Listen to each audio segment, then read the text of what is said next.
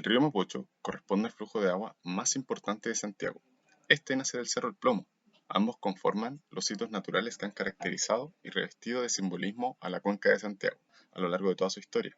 Este río le da vida al valle. Su presencia favoreció la fundación de la ciudad de Santiago por parte del conquistador Pedro de Valdivia en 1541. El Mapocho atraviesa la ciudad de Santiago de este a oeste y fluye a lo largo de 110 kilómetros, a través de los cuales entra en contacto con diferentes comunas de la ciudad, las que a su vez representan realidades sociales dispares.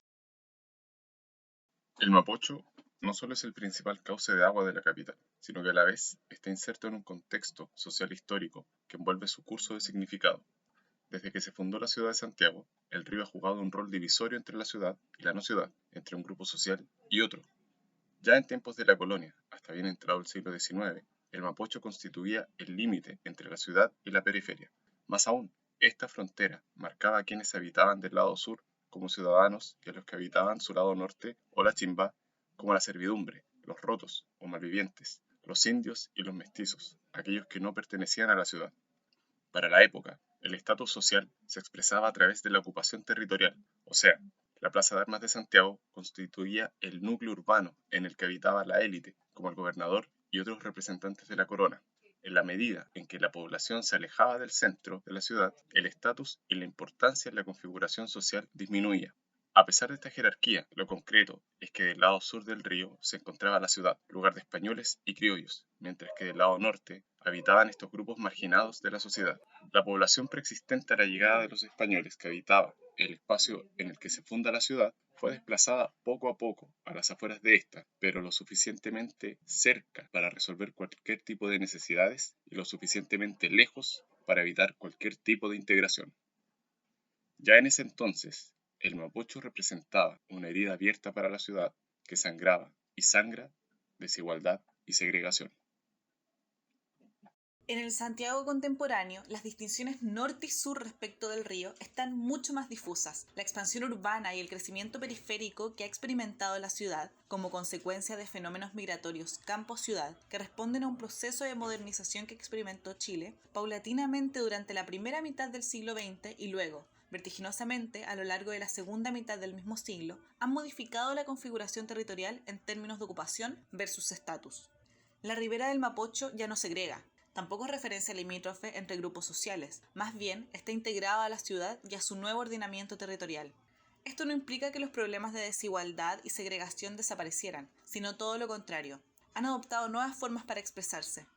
Estas nuevas formas en las que se expresan tanto la desigualdad como la segregación se manifiestan por medio de una dramática diferencia en la infraestructura urbana, encarnada en los espacios públicos y en las características distintivas de la arquitectura habitacional que diferencian al residente del poblador. El río, a lo largo de su curso, nos muestra esta desigualdad que hoy se manifiesta de oriente a poniente. El Santiago que recorre en su paso por Lo Barnechea, Vitacura, Las Condes y Providencia responde al Santiago moderno. Habla de ese Chile que crece económicamente, que se compara a países de la Unión Europea. Estas comunas son el bastión del jaguar de Latinoamérica. Por otra parte, el mismo caudal, a medida que desciendas al poniente en su paso por Santiago Centro, Quinta Normal, Cerro Navia y Pudahuel, se llena de basuras y escombros. Los parques ya no embellecen su curso.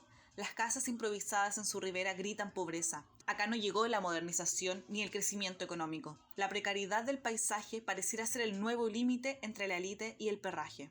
Las orillas del río ya no constituyen la diferencia entre la ciudad y la chimba. Ahora es su curso, que corta la ciudad de manera transversal en el que se evidencia la otredad, con sus espacios definidos de oriente a poniente. Una otredad expresada en formas de habitar diferenciadas, por las actividades que realizan, por la forma de vestirse, por su acceso al consumo y otras prácticas sociales. A lo largo del caudal del Mapocho, es posible reconocer una especie de límite urbano del Santiago contemporáneo, que divide la ciudad en dos. Plaza Italia, ubicada al costado sur del río, se ha convertido en un ícono de la segregación capitalina y después del estallido social del 18 de octubre del 2019 constituye la zona cero, el centro de las grandes manifestaciones que se han llevado a cabo desde entonces. Henri Tacfel postula que la identidad social de un individuo, entendida como su conocimiento de que pertenece a ciertos grupos sociales, junto con la importancia de valor y significación emocional para él de su pertenencia al grupo, solo puede ser definida a través de los efectos de la categorización social que divide el entorno entre su propio grupo y los otros. Este planteamiento resulta particularmente apropiado para abordar el conflicto social del 18 de octubre, el que se detonó, entre otras razones, por la desigualdad y la segregación.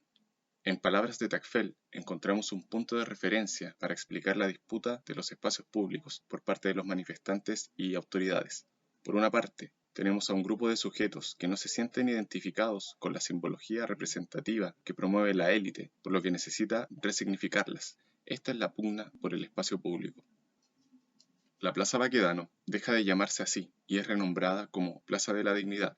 Las estatuas de antiguos generales y políticos destacados se convierten en el fetiche de los grafiteros. Los muros de los edificios emblemáticos se vuelven lienzos sobre los que se expresa, a través de la intervención callejera, el descontento. Surgen nuevas figuras, como emblemas de la revuelta, que ridiculizan la historia republicana de un país que no le pertenece a todos, como el Matapacos, la tía Pikachu o el sensual Spider-Man.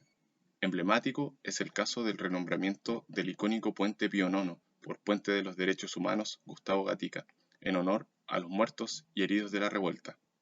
Paradójico es que durante la reactivación de las manifestaciones y en medio de enfrentamientos y represión, un policía haya empujado a un manifestante al Mapocho desde el mismo puente. Esta disputa por el espacio público resulta ilustradora de cómo estos grupos sociales se enfrentan en un espacio que comparten, pero que habitan de una manera completamente diferente. Los efectos de la categorización social en la realidad chilena se construyen en base a una identificación de clase.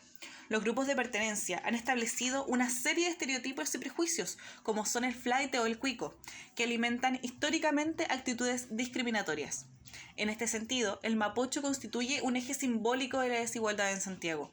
Su presencia en la ciudad y su influencia en el ordenamiento urbano han permitido que su percepción exceda su condición de río, ya que para los santiaguinos siempre ha permitido establecer una relación entre rasgos diferenciadores y el espacio territorial que éste ocupa. El mapocho contemporáneo atiende a un proceso convulsionado de transformación social, en el que una gran parte de los santiaguinos marginados históricamente por la élite capitalina someten la realidad social a su reflexión crítica, por medio de la cual buscan transformar las condiciones sobre las que se erige dicha realidad social. Tomás Ibáñez, psicólogo social español, teorizó respecto a los fenómenos que como sociedad estamos experimentando, lo que llamó construccionismo social. Ibáñez afirma el potencial de los sujetos para construir la realidad social. Desde esta perspectiva, se puede dar sentido a la crisis social que estamos atravesando y reflexionar críticamente sobre este fenómeno, sin ser influenciados por los discursos y juicios producidos en la esfera pública, que resultan reduccionistas y criminalizadores respecto al fenómeno.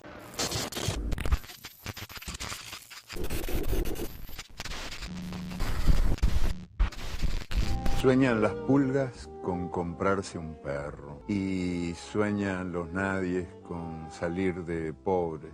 Que algún mágico día llueva la buena suerte, que llueva a cántaros la buena suerte. Pero ni en lloviznita cae la buena suerte, ni hoy, ni mañana, ni nunca. Por mucho que a los nadies les pique la mano izquierda o se levanten con el pie derecho o empiecen el año cambiando de escoba. Los nadies, los dueños de nada, los hijos de nadie, los ningunos, los ninguneados, que no son, aunque sean, que no hablan idiomas, sino dialectos, que no profesan religiones, sino supersticiones, que no hacen arte, sino artesanía, que no tienen cultura, sino a lo sumo folclore, que no son seres humanos, sino recursos humanos,